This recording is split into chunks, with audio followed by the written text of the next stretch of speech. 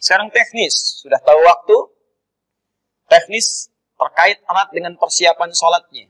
Sehingga nanti kelengkapannya bisa kita siapkan lebih awal. Teman-teman, yang pertama, penting disiapkan sutrah. Batas. Yang dengan batas itu tidak boleh seorang yang tidak sholat atau akan bergabung sholat melewati orang yang sedang sholat di antara batas sutrah itu. Baik, Anda bisa simpan sutrah ini, ya, diletakkan di depan imam posisinya. Ingat, kalau ada imam di belakang makmum, maka sutrah sholat berjamaah depan imamnya. Saya ambil contoh misal, ini saya akan taruh di bawah, teman-teman sekalian. Fokus, ini akan saya taruh di bawah. Sutrah itu secara gampangnya begini. Anda menyimpan satu benda, yang benda ini memiliki, hati-hati, ya, penampakan yang cukup baik dan tinggi sehingga diketahui oleh orang yang mungkin akan lewat, ini batasnya. Ya. Jadi kalau saya simpan di sini misalnya, dan jangan iseng ya, jangan terlalu disimpan jauh ke sana gitu kan. Cukup posisi Anda sujud di mana? Ketika Anda sujud, misal saya akan menunaikan sujud seperti ini, sujud demikian teman-teman. Ya. Begini. Nah, ini sutrahnya di sini. Jadi nggak usah dipasang terlalu jauh, ya. Nah, ini penting saya sampaikan secara umum penanaman sutrah ini, karena nanti boleh jadi kaidah ini akan berlaku umum seperti Anda sholat misalnya di luar Idul Fitri, entah itu di perjalanan, ya kan? Atau di musola yang ketika Anda masbuk, ya, dan seterusnya. Pasang sutrah, kalau mau gampang, bagi teman-teman yang ada musola, ya, atau ruangan khusus yang disiapkan ketika ditarik ke rumah misalnya. Nah, kalau di masjid kan ada mihrab. Ya, mihrab itu kan ada tembok, ya, di bagian imamnya itu. Jadi kecil kemungkinan orang lewat karena nggak ada yang bisa nembus tembok, gitu kan? Nah, di rumah juga begitu. Kalau Anda ada satu ruangan, ruang tengah kah, atau misalnya di kamar kah, Anda bisa ambil posisi bentangkan sejadah tepat di depannya itu tembok. Ya, jadi dalam konteks ini tidak ada orang yang lalu lalang dan terlihat di hadapan Anda. Jelas? Baik, ini sutrah imam. Makmum, teman-teman sekalian, dalam konteks berjamaah, nggak perlu pasang sutrah lagi. Nah, jadi jangan sampai begini, imam pasang sutrah, makmum pasang, nggak usah. Ya, karena bagi makmum, nanti saf makmum itu ada kelonggaran. Kalau saf imam nggak boleh dilewati. Tapi makmum ini, kalau batal satu, boleh melewati yang lain. Ya, misal sedang sholat, tiba-tiba batal. Ya, jangan ditahan-tahan ya. Kalau sedang nggak enak, nggak usah ini naik, sudah. Ya, udah, batalkan saja. Batal, Anda kembali keluar. Anda bisa lewati makmum yang lain. Itu nggak membatalkan dan tidak mengganggu kepada yang lain juga kalau paham fikihnya. Anda keluar, wudhu lagi, gabung lagi. Yang ini geser. Saat ini bergeser seperti ini, nanti ketika Anda selesai wudhu, Anda isi yang paling pojok. Jangan maksa ke sini lagi. Jelas ya? Baik, ini sutra. Simpan, jangan dilewati. Ini sunnah. Karena itu, siapkan kondisinya. Apa yang penting terkait kondisi ini? Tadi, tentukan ruangan di mana Anda akan sholat. Kalau ruangan di ruang tengah cukup lebar misalnya, keadaan di rumah, ataupun di lapang misalnya yang lebar, maka cepat tentukan sutrahnya, supaya nggak dilewati orang. Baik. Jelas? Paham ya? Selanjutnya. Kalau sudah jelas, teman-teman sekalian, susun safnya. Ya, susun saf terlebih dahulu. Tentukan imamnya. Baik. Terkait dengan yang di lapang, di masjid, atau bahkan di rumah. Sholat berjamaah itu kaidahnya sama. Pasti ada imam dan makmum. Itu disebut dengan jamaah. Jadi tidak mengikat tempat. Baik yang di lapang, di masjid, ataukah di rumah. Ada imam, ada makmum. Maka imam mengecek dulu keadaan makmumnya, memetakan kondisinya, dan merapikan safnya. Jelas? Baik, penting untuk Anda melihat. Jadi bukan formalitas begini. Rapatkan, luruskan. Ya, dan tidak apa menggunakan bahasa Indonesia, nggak ada masalah. Tidak harus pakai bahasa Arab karena ini maknawi sifatnya. Ya, rapatkan, luruskan, istau, istaqimu. Tidak hanya demikian teman-teman, Anda membalik, menghadap kepada makmum, lihat. Rapatkan, sayang, dek, rapatkan ya. Ya, di belakang, paling belakang mama dengan adik-adik yang perempuan, rapatkan juga, rapat. Ya, rapat, luruskan. Nah, ketika Anda melihat makmum ini, coba petakan. Siapa mereka? Mungkin ada yang tidak bisa berdiri terlampau lama. Ya kan? Ada yang bisa bertahan untuk dibacakan surat-surat panjang. Disinilah nanti kita akan bisa memilih di antara sekian uraian sunnah dari Nabi, surat apa yang dibaca, kita akan lihat mana yang paling sesuai dengan makmum, sehingga makmum merasakan kenikmatan dalam penunaian sholat itu. Jelas? Baik. Kemudian selanjutnya, teman-teman sekalian, teruskan. Sholat akan dimulai tanpa diawali azan dan iqamah. Awas hati-hati, jadi jangan terlampau soleh. Ya, saya ulang, jangan terlampau soleh, tidak perlu ada azan, tidak perlu ada iqamah. Tersambung hadis kepada Nabi SAW. Diriwayatkan ketika Nabi akan menunaikan sholat Id itu, maka kami tidak mengawalinya, kata para sahabat, dengan azan ataupun iqamah.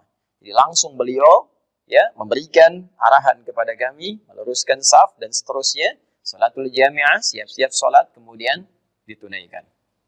Jelas? Baik, kalau sudah sampai ke situ, mari kita masuk kepada teknis utamanya. Baik, sholat Id baik ditunaikan di lapang, di masjid, ataukah di rumah. Dan sekali lagi, saya ingin tegaskan kepada kita semua tanpa kecuali, dalam suasana yang sangat baik ini teman-teman sekalian, untuk saling menghormati penunaian sunnah. Baik sunnah yang dipilih untuk ditunaikan di lapang, di zona-zona hijau yang diperkenankan dengan konsolidasi otoritas setempat, ataukah ditunaikan di rumah yang kemarin saya terangkan dalilnya untuk mengambil hadis penunaian di rumah. Ya, hadisnya sudah saya jelaskan dari sahabat Abu Hurairah, di sunannya Abu Daud, nomor hadisnya saya sebutkan 1162, bagaimana ketika kondisi Nabi akan menunaikan sholat, tiba-tiba fa'asabana matar, kata sahabat, turun hujan. Maka Nabi tarik sholat itu ke masjid. Apa alasannya? Supaya sahabat kemudian tidak terkena hujan, mungkin fisiknya terganggu, ada yang sakit dan tak kondusif sholat. Jadi kalau untuk menghindari hujan saja ditarik kepada kondisi yang lebih rapat lagi, lebih terlindungi lagi, maka bagaimana dengan virus yang lebih mungkin kuat dibandingkan dengan dampak hujan yang mengenai tubuh seseorang. Maka bisa ditarik lagi ke tempat yang lebih dalam, yaitu kemana? Ke rumah. Di sini muncul kalimat kita, sholat Id di rumah saja. Bagi yang tak memungkinkan untuk ke masjid atau ke lapang. Dan ini contohnya sudah ada dipraktekkan oleh sahabat Anas bin Malik radhiyallahu taala anhu. Ya, Al-Imam Al-Bukhari meriwayatkan dalam hadis beliau di Abwabul Id, ya Idain, bahkan Abwabul Idain. Ya, bab pembahasan tentang sholat dua hari raya, baik Idul Fitri atau Idul Adha. Bab idza fatahul Id. Bab spesifik pembahasan jika kehilangan kesempatan menunaikan sholat Id bersama orang banyak di lapang ataukah di masjid. Ya. Thumma yusalli rak'atain, maka dia tetap bisa menunaikan sholat 2 rakaat. Wa kadzalika nisa, demikian pula perempuan-perempuan yang enggak sempat ikut bergabung. Boleh dia tunaikan. Ini yang paling menarik. Wa fil buyuti wal qura, dan cara penunaiannya di rumah atau di kampung-kampung, tempat-tempat yang spesifik. Itu ada di halaman atau di juz yang kedua, di halaman ke-23. Memang hadis ini mu'allaq sifatnya. Mu'allaq itu terputus beberapa rawinya, sehingga kualitasnya itu tidak terlampau valid. Tapi dia punya penguat.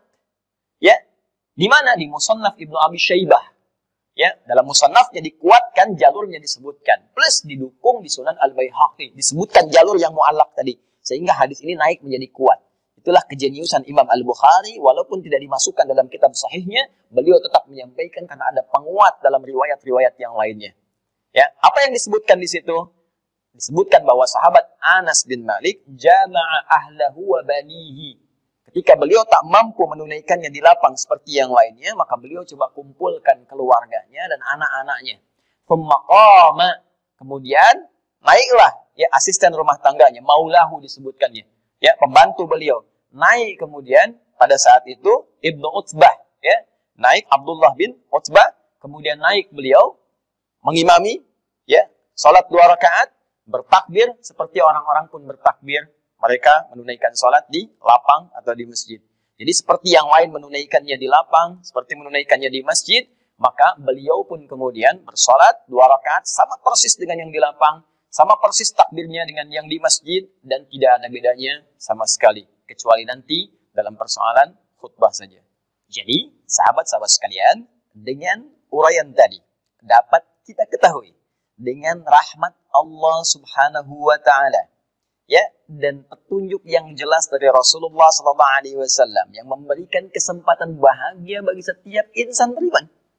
Ya, yang telah berjuang menunaikan ibadah siam selama 30 hari itu.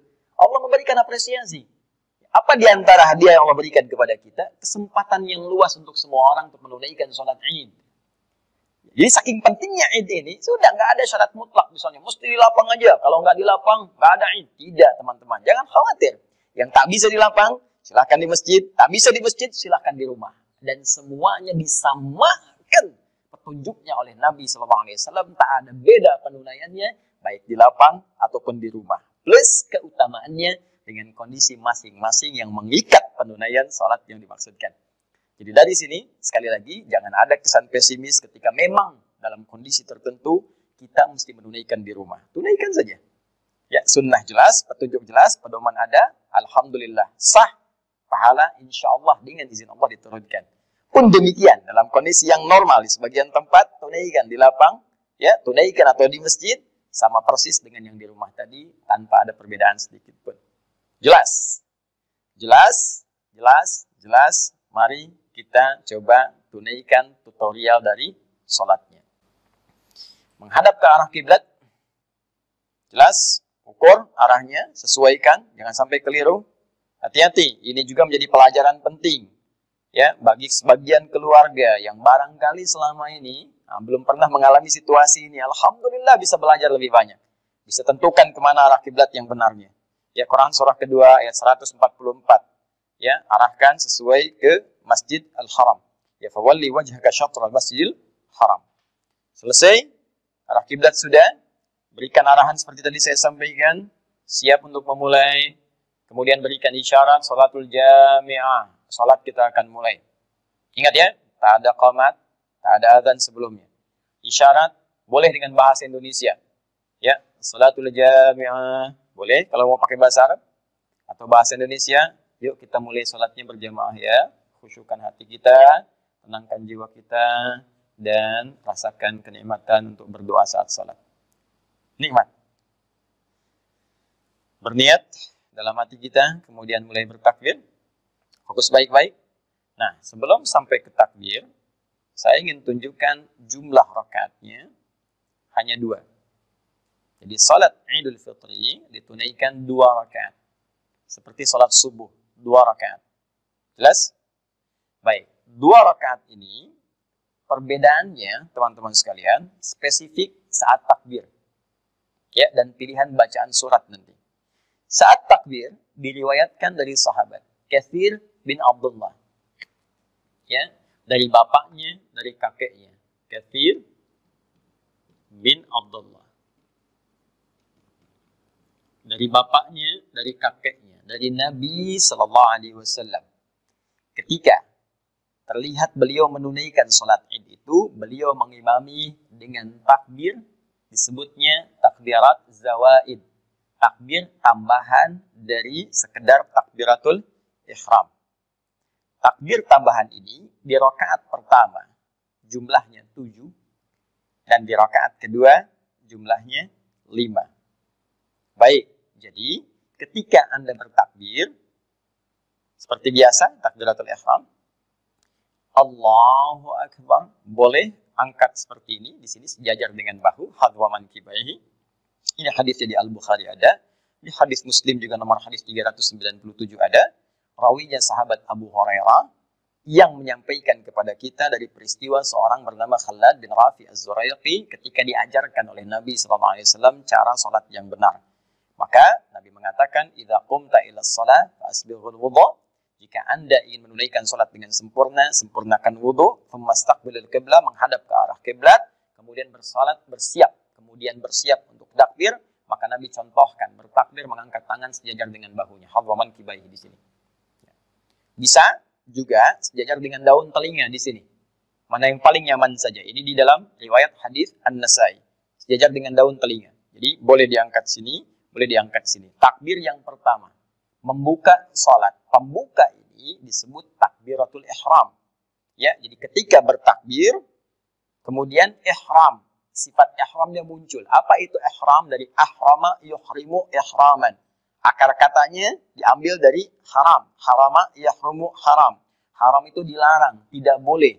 Kalau kita ingin menanggalkan segala hal untuk menunjukkan ini tidak boleh, tambah hamzah. Ahrama yuhrimu, sifatnya ihram.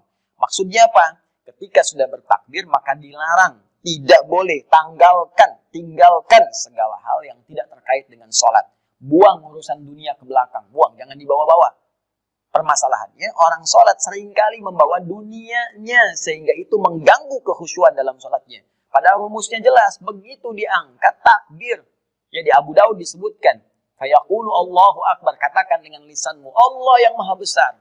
Dunia nggak besar, pekerjaan nggak besar, gaji nggak besar sekarang. Corona kecil, semua Allah yang hanya besar. Ya. Buang semua ke belakang. Sehingga urusan kita hanya terfokus kepada Allah saja dan mengagungkan Allah Jalla Jalalah. Diangkat seperti ini, kemudian angkat sejajar dengan telinganya, atau sejajar dengan bahu atau daun telinganya. Maka setelah itu teman-teman sekalian, ihram, ingat ihram, buang semua yang tidak ada kaitan dengan salat.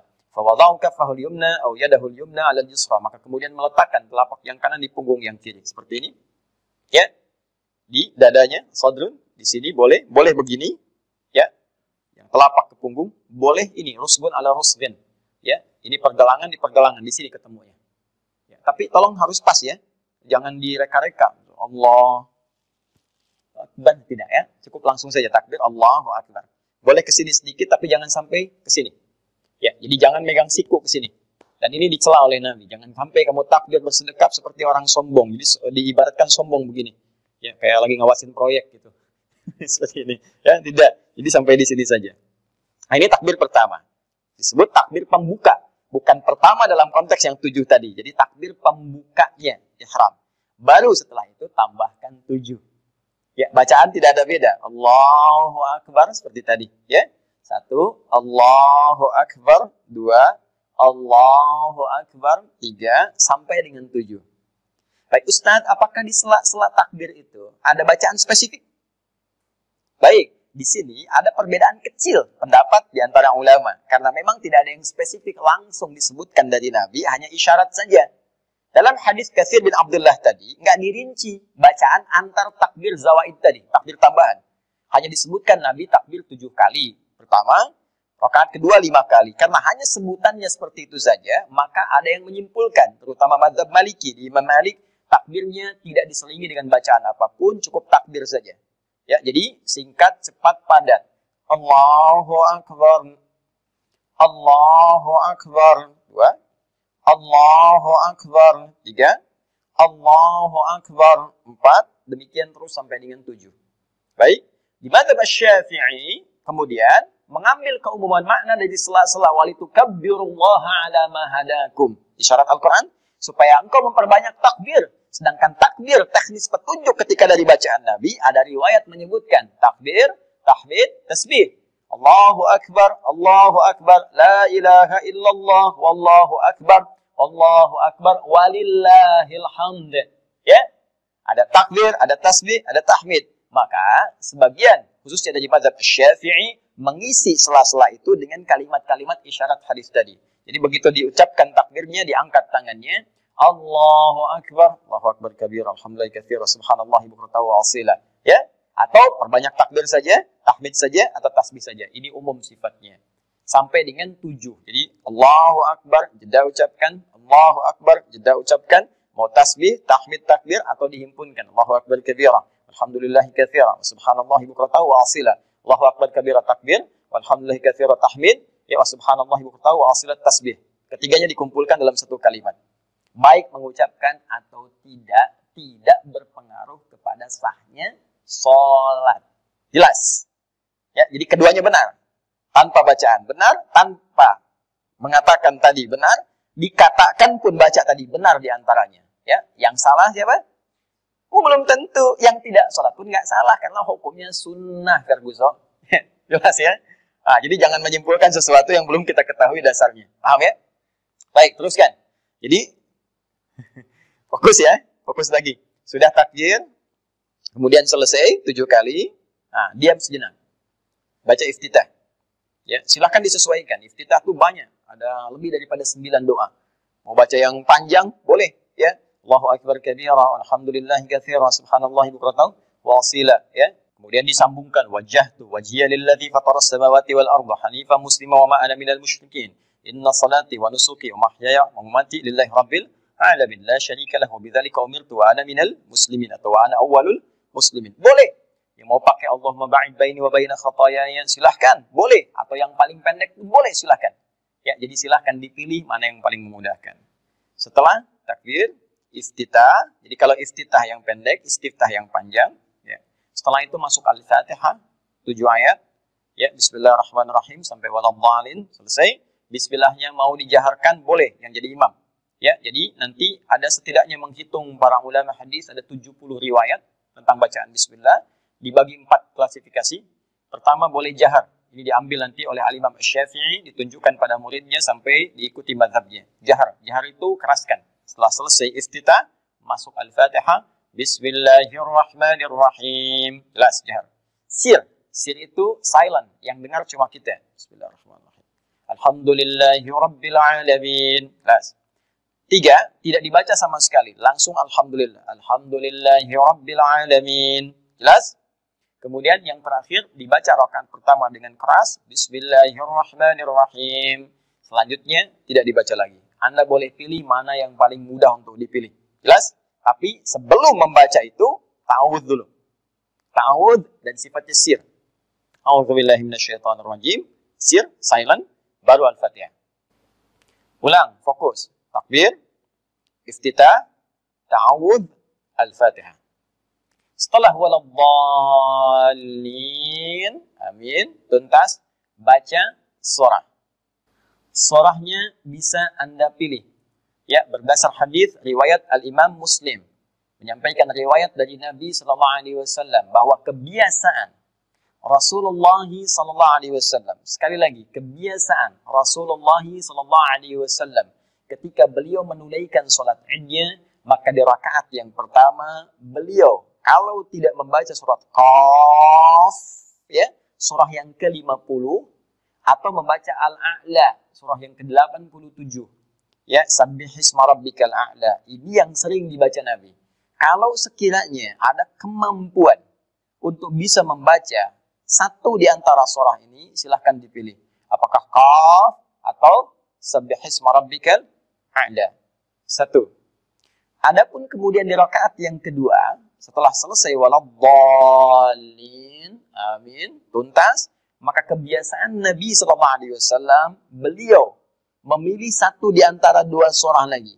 Ya, imma surah 54 Al-Qamar, ya, atau surah yang ke-88 Al-Ghasyiyah. Kalau tidak baca Al-Qamar, ya, iqtarabatis sa'atu wa insyaqqal qamar, atau hal ataka haditsul ghasyiyah. Ini kebiasaan. Kebiasaan yang Nabi kerjakan disebut sunnah. Sehingga para ulama mengatakan sunnahnya boleh. Rakaat pertama, Sabbihisma rabbikal a'la. Rakaat kedua, hal ataka haditsul ghasyiyah. Atau rakaat pertama, Qaf. Rakaat yang kedua, iqtarabatis sa'ah wa insyaqqal qamar. Ini pilihan. Kalaupun Anda melihat saat di awal tadi, begitu nengok makmum, anak-anak kecil, masih bayi. Ya, istri juga barangkali agak kesulitan. Ada ibu mertua sepuh juga. Mau dibacakan Qaf. Mereka belum tentu kuat, ayatnya cukup panjang. Ya, bukan hanya mereka nggak kuat, imamnya aja belum tentu hafal misalnya. Ya?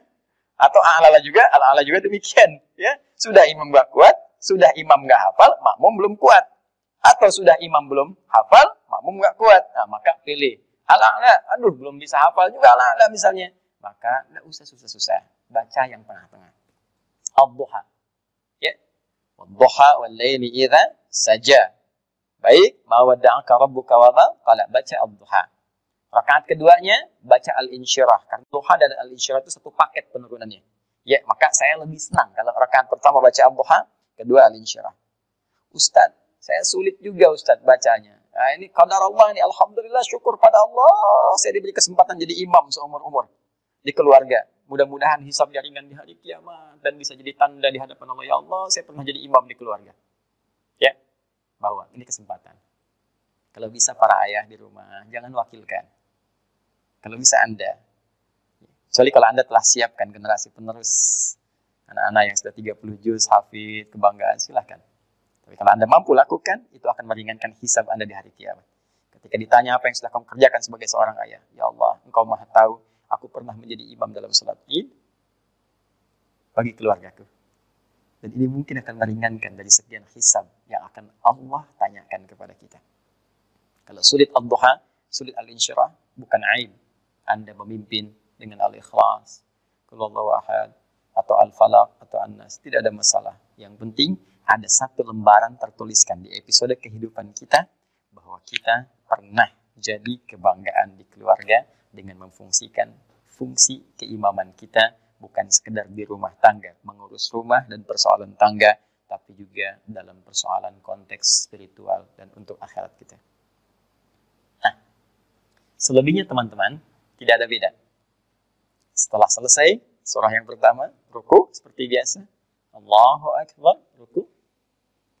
Baik, kemudian yang tidak, ya, Sami'allahu liman hamidah, seperti biasa saja, seperti Anda salat subuh. Ya, 2 rakaat. Ya, hanya nanti tidak ada kunut. Ya, sepakat, kalau Idul Fitri nggak ada kunutnya. Kemudian setelah itu, rakaat kedua juga demikian sampai dengan salam. Dan selesai salat ini. Baik. Bagi yang di lapang atau di masjid, setelah selesai dilanjutkan dengan khutbah. Sunnahnya. Baik ya? Untuk menyampaikan kegembiraan. Dan khutbahnya singkat padat. Ya, Nabi hanya tersebut dalam riwayat-riwayat, ya, hamadallah wa asna alaih, beliau memuji Allah. Ya, kemudian wa'adhan nas, menyampaikan nasihat kepada orang-orang, wa dzakarahum, mengingatkan mereka untuk meningkatkan takwa kepada Allah Subhanahu wa taala. Lalu memerintahkan kemudian kepada Bilal untuk memotivasi orang-orang yang mau sedekah. Nah, ini dasar penyebaran kotak infak gitu ya. Nah, itu dasarnya ada. Hadisnya juga ada, sahih hadisnya, ya. Bahkan nanti disebutkan ada perempuan-perempuan yang nyimpan perhiasannya, nyampaikan hartanya dan sebagainya. Itu dalam konteks yang normal. Dalam kondisi Anda ada di rumah, nah, di sini sebagian besar berpendapat bahwa tuntutan untuk berkhutbah itu lebih ringan. Artinya ditiadakan, tidak ada masalah. Karena yang penting dalam sholat Id itu adalah sholatnya. Ya. Adapun khutbah itu untuk menyampaikan pesan kepada orang banyak, orang-orang. Nah, ini di rumah Anda cuma Anda dan keluarga. Jelas, gitu ya? Walaupun kalau ingin khutbah tidak dilarang, cukup penuhi rukunnya saja. Ya, paham ya? Memuji Allah Subhanahu wa taala, kan? Bersalawat kepada Rasulullah sallallahu alaihi wasallam, kemudian syahadat, berikan pesan singkat sudah. Ya. Kalau enggak bisa pesannya, baca ayat takwa, ittaqillah. Ya, ya ayyuhalladzina amanu taqullaha haqqa tuqatih wa la tamutunna illa wa antum muslimun. Enggak hafal juga, sampaikan. Ma, adik-adik sekalian, anak-anakku, yuk kita mulai dengan papa dan kita semua untuk meningkatkan takwa kepada Allah. Selesai. Barakallahu li wa lakum. Doa tutup. Minta. Boleh pakai bahasa Indonesia. Tidak ada masalah. Pakai bahasa Indonesia. Selesai doa sama-sama. Mungkin suasananya akan berbeda. Ketika seorang ayah selesai sholat, dia berdiri, memuji Allah. Alhamdulillahirrabbilalamin. Wassalatu wassalamu ala rasulillahil karim. Bersalawat kepada Nabi sallallahu alaihi wasallam. Bersyahadat. Setelah itu, menyampaikan. Ini adalah episode baru Idul Fitri kita, tapi kesempatan terbaik bagi ayah, bagi papa untuk menyampaikan kepada kalian semua. Papa sayang kalian semua, sayang di dunia dan sayang untuk di akhirat kita. Semoga seperti Allah kumpulkan kita di dunia, Allah akan kumpulkan lagi kita di akhirat. Karena itu maafkan kalau selama ini ada yang kurang. Mari kita jadikan hari ini sebagai hari baru untuk keluarga kita, untuk semakin meningkatkan takwa dan mendekat kepada Allah Subhanahu wa taala. Mari kita berdoa supaya Allah merahmati keluarga kita, melancarkan rezeki di keluarga kita, untuk bisa semangat beribadah kepada Allah. Mari berdoa semuanya. Ketika berdoa penuh khusyuk, mengalir air mata kita, dalam suasana yang sangat haru, boleh jadi rahmat Allah diturunkan pada saat itu, dan kita mintakan spesifik, ya Allah, angkat wabah ini, supaya kami bisa menikmati ibadah di masjidmu lagi, menikmati ta'lim lagi, menikmati jumpa dengan para sahabat, silaturahim lagi. Lalu selesai. Setelah itu Anda bisa berpelukan dengan keluarga terbatas. Ya kan? Demikian. Tuntas.